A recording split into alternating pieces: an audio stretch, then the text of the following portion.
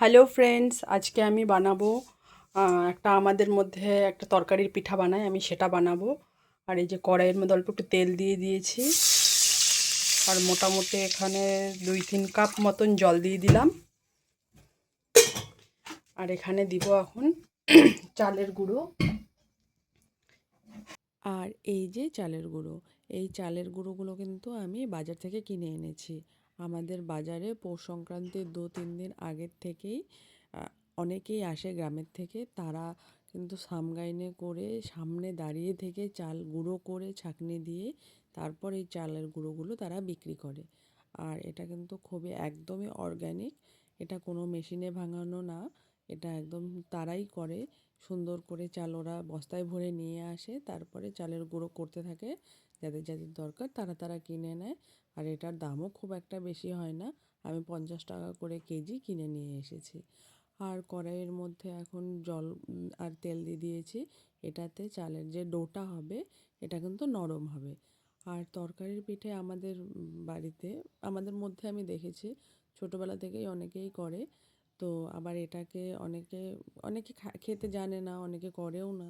সিঙ্গারার মতন যেহেতু একটু দেখতে হয়, কিন্তু না, এটা তরকারির পিঠে।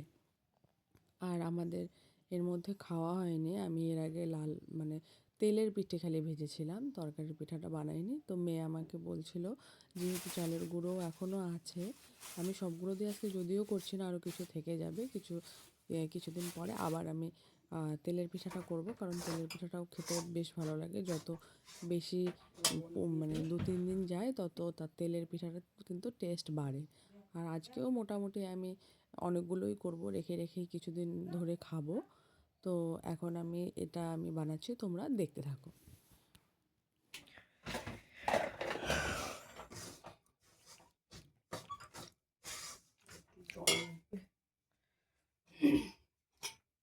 এইভাবে ধরিস।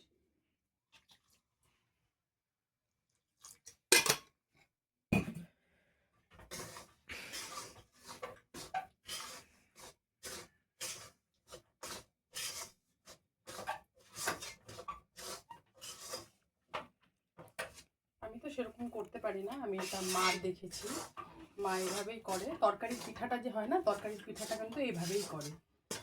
এটা গরম জলে এইভাবে কড়াইয়ে প্রথমে একটু মেখে নেয়, 1 চামচ তেল দিয়ে দেয় আর লবণ দিয়ে দেয়, তারপরে এটা কড়াইয়ের মধ্যে এভাবে এরকম করে এটা ঠান্ডা করে তারপরে এটার মধ্যে তরকারি ভরে ভরে ভাজতে হবে।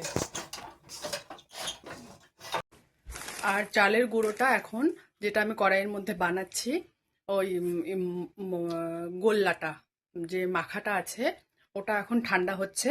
আর অতক্ষণ আমি এই যে কুরকুরে পপকর্ন এনেছে, এটা এখন আমি খাবো, এটা আমার জন্য এনেছে। তো ওটা ঠান্ডা হোক, এতক্ষণ আমি এটা খেতে থাকি। এটা কিন্তু খেতে সেই। আর তোমরা কিন্তু আমার সম্পূর্ণ ব্লগটা দেখবে, আমি কিভাবে বানাবো, কিভাবে ওই পিঠার মতন, যে আমি তোমাদেরকে একটু আগে বললাম তরকারি পিঠা বানাচ্ছি। একটু মোমোর মতন হয় দেখতে, কিন্তু মোমো না এটা। আমাদের মধ্যে এই পিঠাটা বানায়, আমার খেতে খুব ভালো লাগে। আমি এর আগে শুধু তেলের পিঠা বানিয়েছিলাম, এখন আমি এটা বানাবো। তোমরা আমার ভিডিওটা কিন্তু দেখবে সম্পূর্ণটা। এই যে দেখো, যে চালের গুঁড়োটা আমি কড়াইয়ে একটু আগে জাল দিচ্ছিলাম, মানে ময়াম দিচ্ছিলাম বা মাখছিলাম, ওটা ঠান্ডা হয়ে গেছে। এখন আমি এই যে বানানো শুরু করেছি। বাঁধাকপিটা মটরশুঁটি আলু দিয়ে আমি আগেই করে রেখেছিলাম, আর এটা এখন তো করলাম।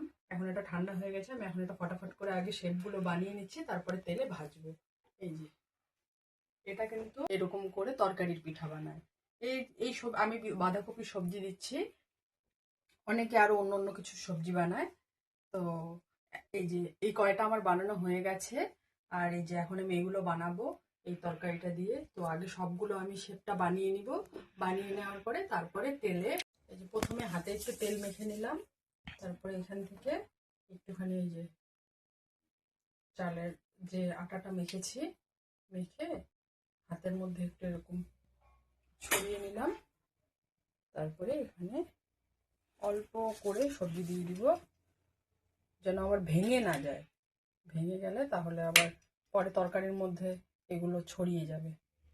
এখন এটাকে এইভাবে ফোল্ড করে দিব।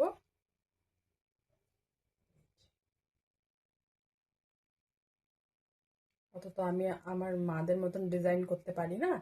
এখন আমি এটাকে এরকম এরকম করে মুড়িয়ে মুড়িয়ে দিব, তাহলে পরে মুখটা আর খুলবে না।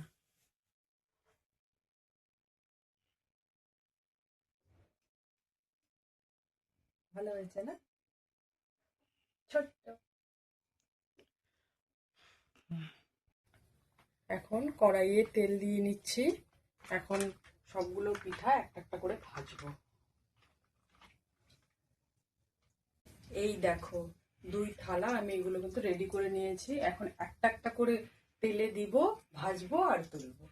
হয়ে যাবে আমার তরকারির পিঠা। এই যে দিব এখন প্রথম পিঠাটা। তেলটা মনে হয় সেরকম গরমই হয়নি।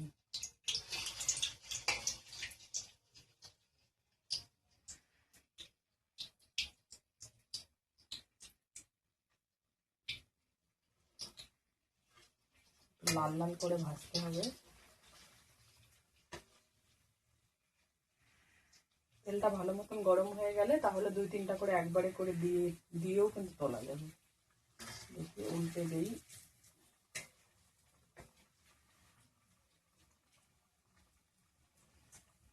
তেল আবার ভালো মতন করে যদি না গরম হয় তাহলে কিন্তু পিঠা অনেকগুলো তেল খেয়ে ফেলবে। এই যে আমার একটা পিঠা ভাজা হয়ে গেল। এখন একবারে কয়েকটা করে দিব।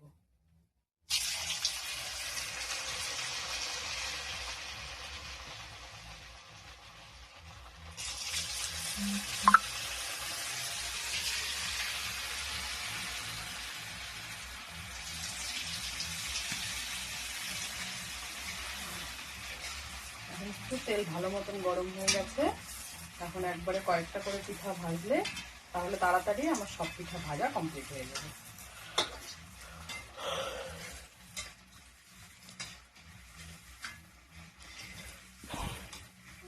উল্টে দিই।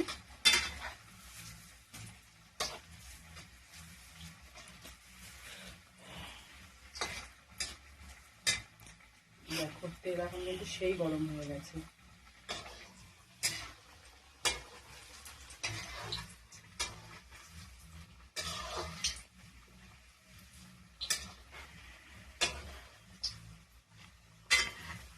দেখো একবারে দেওয়ার সঙ্গে সঙ্গেই লাল হয়ে যাচ্ছে।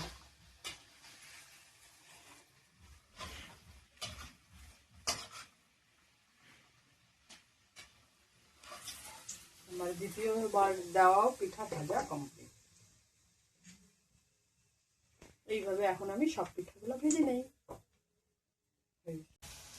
আলো কই? এই যে এই দেখো, এগুলো সব ভাজা হয়ে গেছে আর এগুলো ভাজা হচ্ছে। আর সাইডে দুধ গরম করে নিয়েছি, দুধ গরম হয়ে গিয়েছে। কারণ এখন প্রায় রাত 11টা 5-10 এরকম হবে। আর আমাদের তো ডিনার এখনও হয়নি। আমি এটা ভাজা কমপ্লিট হয়ে গেলে তারপরেই ডিনার করব। আর তোমরা তো জানোই আমার দিনের বেলা সময় হয় না। আমি যেহেতু অফিসে যাই, আমার শুধুমাত্র রবিবারই আমি ছুটিতে থাকি, আর মাসে একদিন একটা ছুটি পাওয়া যায়। তো মাসের ছুটিও আমার নেওয়া হয়ে গেছে। আর এখন তো আর ছুটি নেওয়া যাবে না, আর তার মধ্যে মাসের শেষ, এত ছুটি নেওয়া উচিত না, একটা জায়গায় কাজ করি যেহেতু। তো ওটা আলাদা বিষয়। এই দেখো আমার পিঠাগুলা।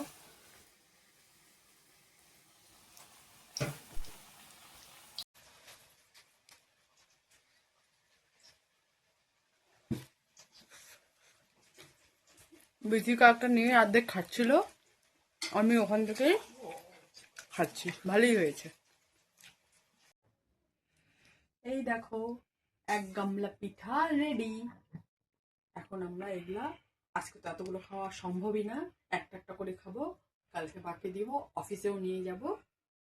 এইভাবে 2 দিন রেখে কিন্তু এটা খাওয়া যাবে। Bye, good night.